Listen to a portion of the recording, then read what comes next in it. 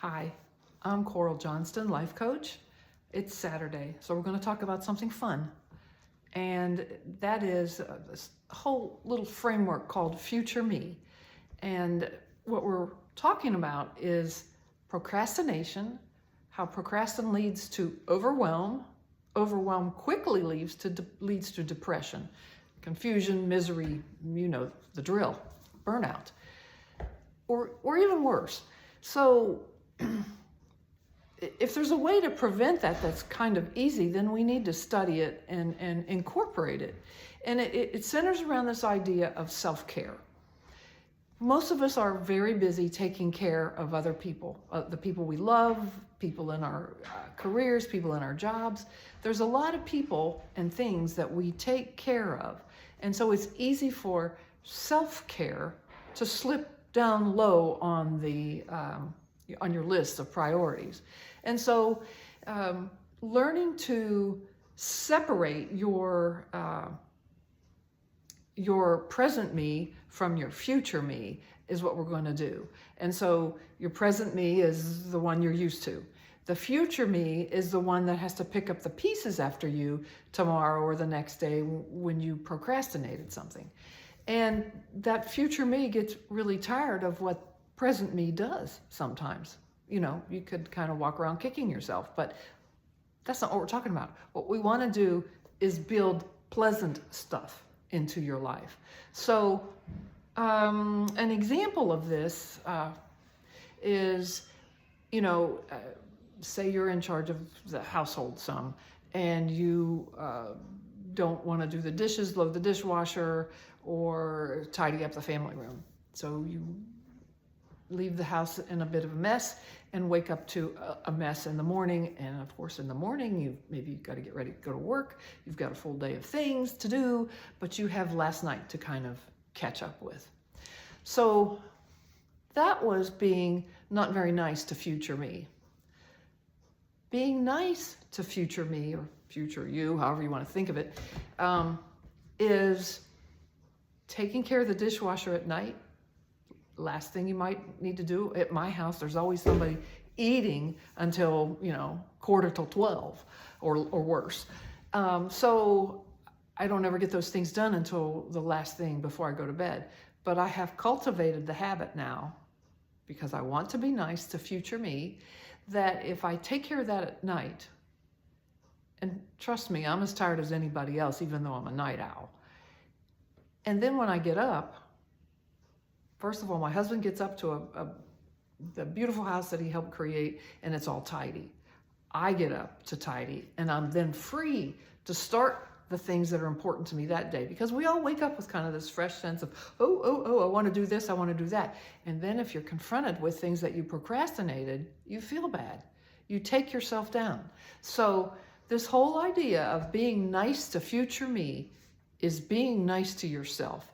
And most of us haven't cultivated that enough. And it's easy to get self-care confused with being selfish. There's nothing selfish about taking care of your responsibilities. Taking care of your responsibilities takes care of you, takes care of your family, or anybody else that is in your care. And so being good to future me is really being good to everyone around you, because when you take care of you, you have more to give the people that you love. So let me think if there's another example here I wanted to think about that. Oh, I know one of the things that I sometimes do is put off calling people that are actually really important to me, and I want to talk to them. But we used to own a phone company, and it seemed like we were on the phone all the time, and so I got out of the habit.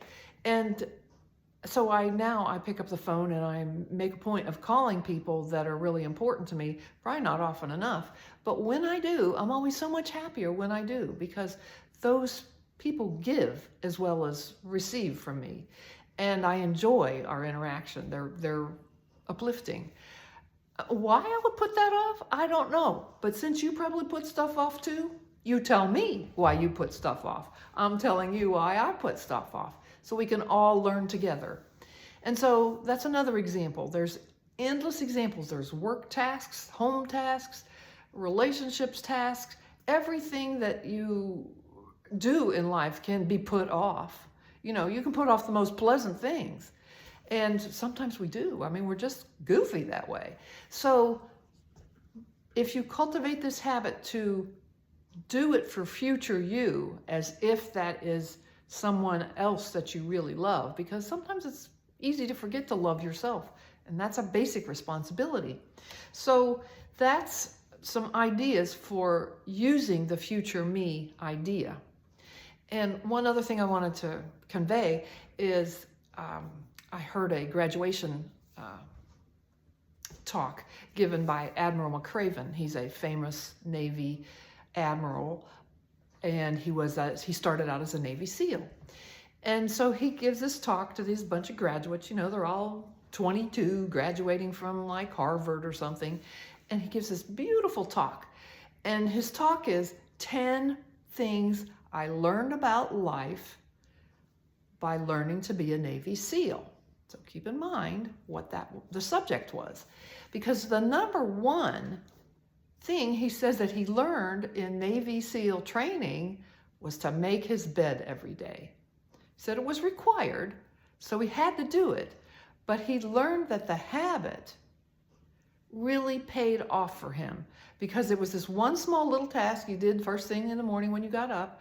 But as the morning and the day wore on, and you had to come back to your room for this or that, you came back to a tidy room, not something that, in his case, was going to get him in trouble.